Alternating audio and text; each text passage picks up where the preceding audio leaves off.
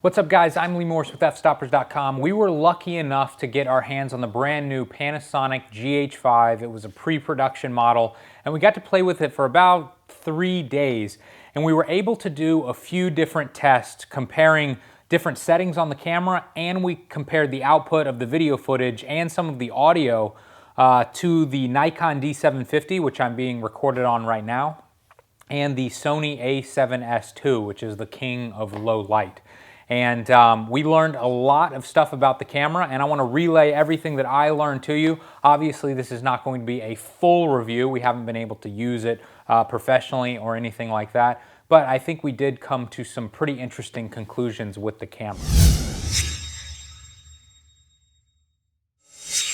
First of all, let me say one of the biggest upgrades with this camera is the fact that when you're shooting in 4K, it's actually taking advantage of the full micro four thirds sensor now.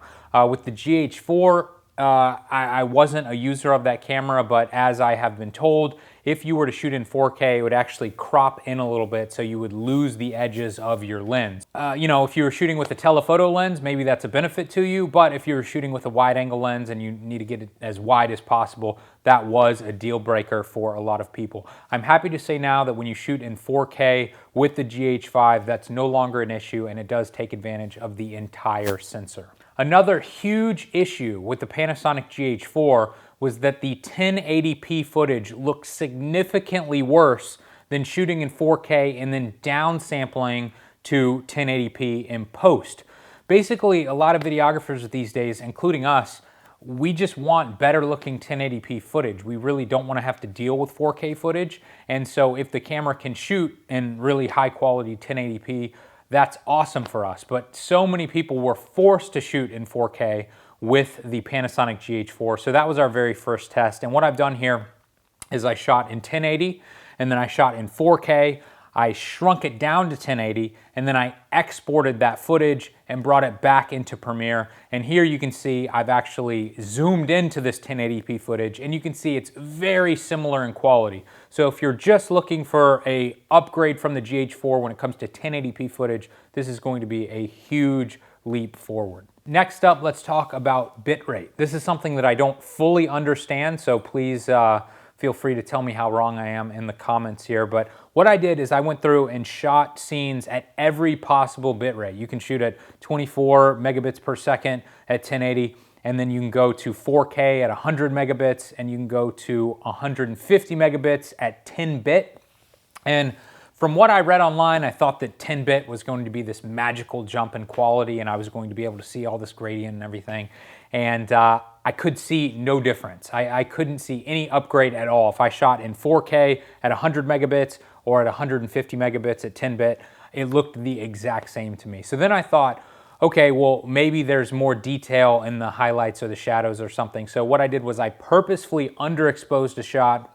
And then what I did was I boosted up the exposure in post at 100 megabits per second and 150 megabits per second, 150 megabit per second footage. But again, I could see no difference at all. And so after reading a little bit more about this, I think you might be able to see a little bit more of the difference when it comes to 10-bit video. If there's a lot of motion, for instance, if you were recording moving water, or if there's confetti or something, that uses a ton of information to capture that at 24 frames per second or at 30 frames per second. And as you can see in a lot of my test footage, we were just kind of shooting stationary objects. So this is good and bad.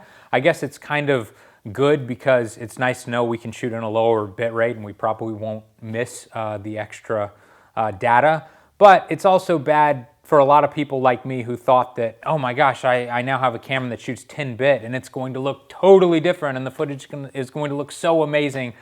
That's not really what we found with this first initial test. Okay, the next thing that I was really excited to test was the digital zoom on this camera. This may sound like something that you aren't interested in at all as a photographer, but from a video standpoint, being able to digitally zoom into the chip and still retain a high-res video file is super valuable. Because imagine it like this. Imagine if you have just a 24-70 millimeter lens on your camera and you want to zoom in a bunch, but you don't have zoom lens. You don't have a 70 to 200 or a 70 to 300 millimeter lens. Or maybe you do, but you don't have time to switch it out. Well, a lot of cameras these days have the ability to punch in or digitally zoom in, and there is plenty of megapixels to keep cropping in on that sensor and still retain a perfectly sharp 1080p video or a 4K video as well. So I did a few different tests here where I first shot in 4K, and then I digitally zoomed in ×2 and digitally zoomed in ×4. And when you compare the footage, it looks almost identical, if not better, to shoot in standard 4K with no digital zoom and then to just zoom in Premiere afterwards. This test was very depressing to me because the GH5, I believe, is 20 megapixels, which is way overkill for a video camera. You certainly do not need that many megapixels to get 4K video, which should just be 8 megapixels. But what it appears the camera is doing is it's actually using all of those pixels and then downsampling the footage to either 4K or 1080. And I believe that's how it's getting better ISO performance as well. Next up, we did an audio test. We have our hands on a Panasonic GH5. We are currently doing an audio check. All right, so we are now recording on the Sony a7S II. All right, so you are now listening to the audio on the Nikon D750. This is our go-to camera. So there is an audio limiter or compressor in the camera, and we have it turned off right now. Okay, so if I talk like this, it's obviously going to distort because we don't have the limiter on. If I get too loud here, you will probably hear this camera clip as well. So you can hear that it is distorting a little bit as I do this, but not near as much with the limiter. So I think the limiter is something that we probably will use for most of our interviews just to keep the audio nice and clean. I'm not exactly sure what the results will be. We'll have to get back into Premiere and actually listen to this very closely to determine which camera is the best when it comes to recording audio. So after getting back on the computer and listening to all of the different cameras, I have to say there's not a huge difference in audio quality out of the GH5 compared to the Sony or the Nikon camera. They did sound pretty similar. However, when you had that limiter or that compressor on in the GH5, there was a significant difference there. It wasn't the best test scenario, being that we were in kind of a loud, echoey room. But if this feature works as well as I think it does, I think I'm going to end up leaving the limiter on all the time just because it gives you so much more latitude when it comes to people talking really quietly or getting really loud. And we have an issue with the Nikon cameras clipping all the time, and we have to get it dialed in just perfectly. Oh, and I did want to mention this as well.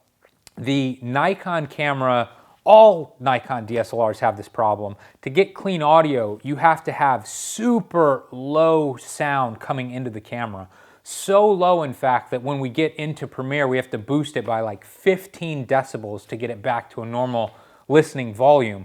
And I'm happy to say that there's just one step that we no longer have to do with the Panasonic GH5.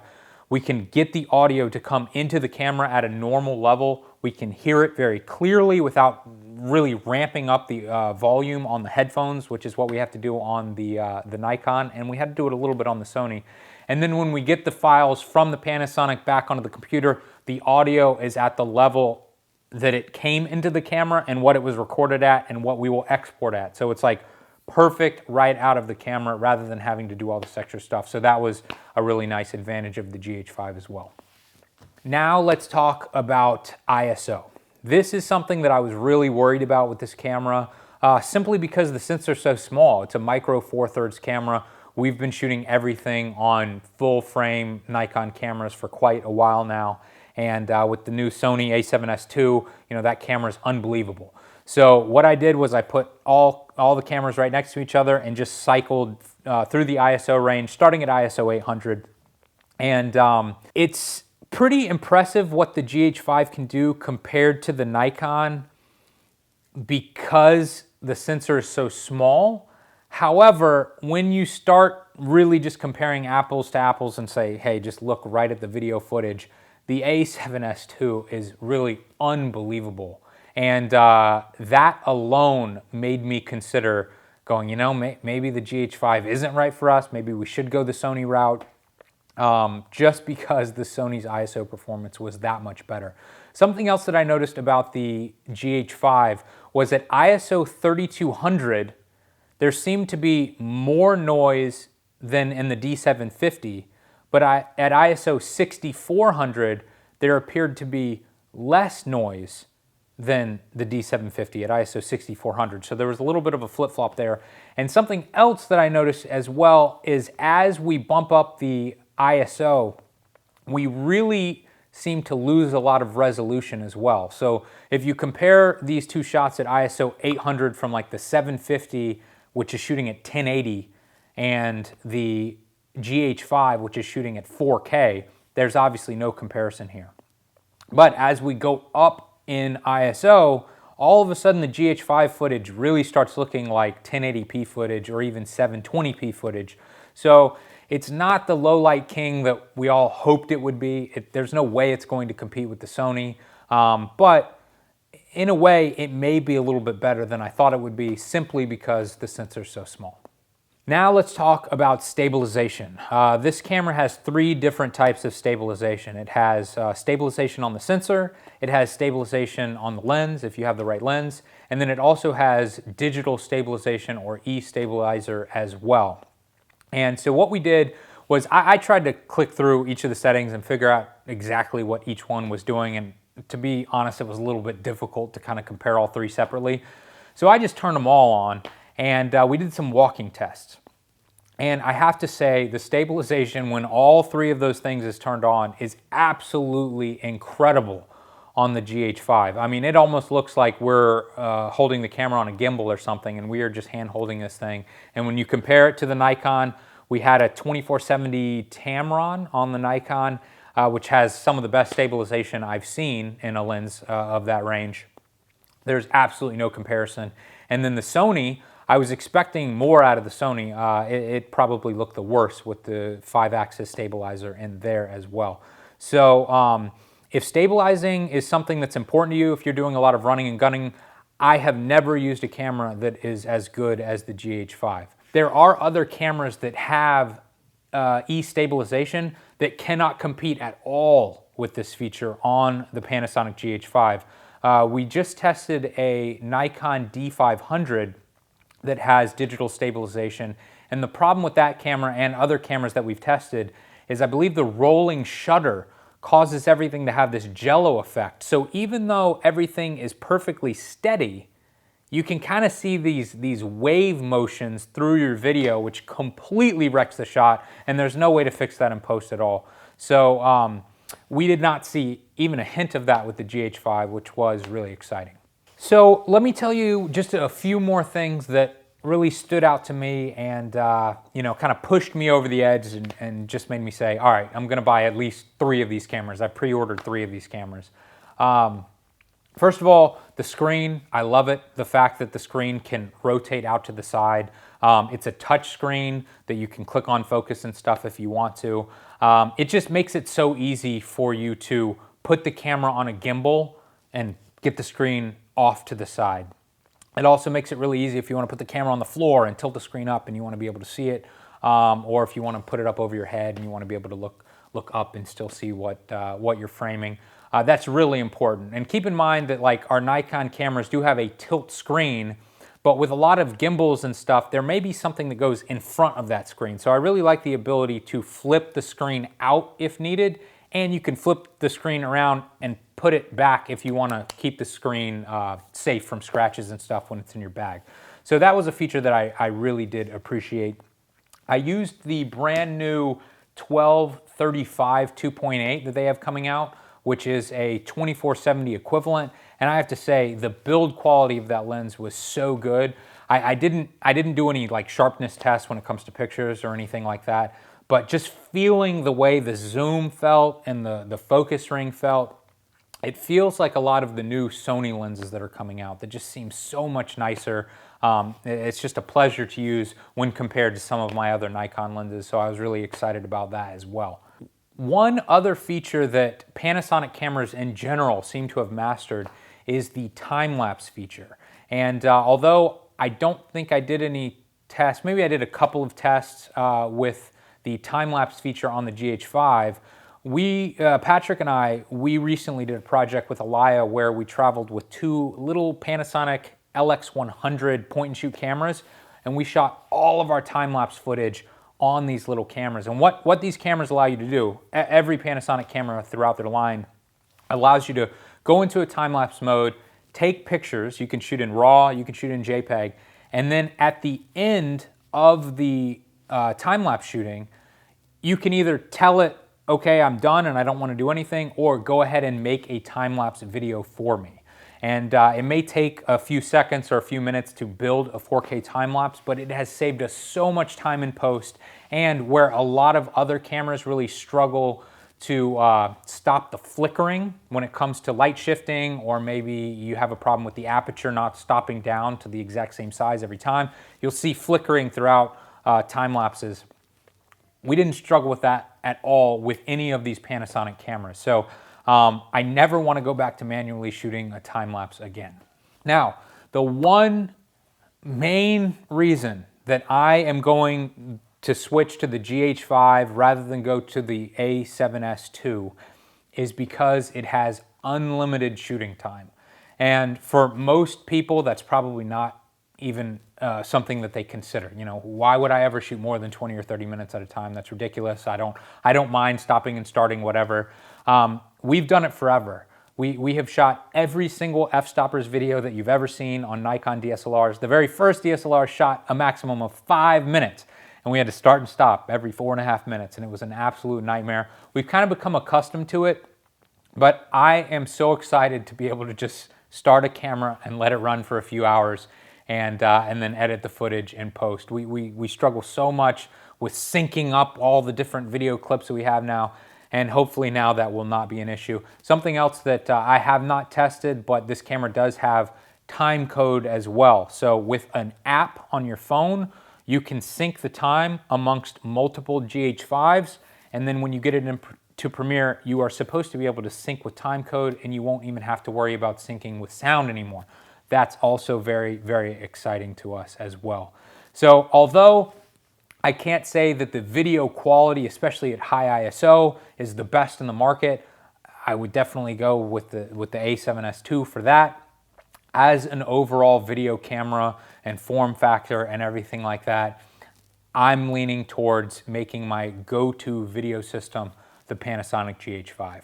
Now, when we talk about price, the price for this camera does keep going up. Like I don't remember how much the GH3 was, but I remember the GH4 was significantly more than that. And now the GH5 is $2,000.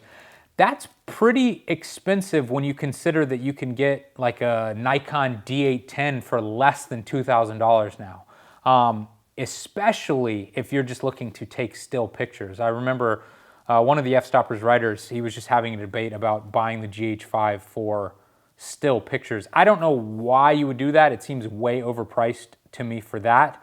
But to be perfectly fair, I have not done still picture tests with the camera. I just have almost no interest in taking still pictures with that camera.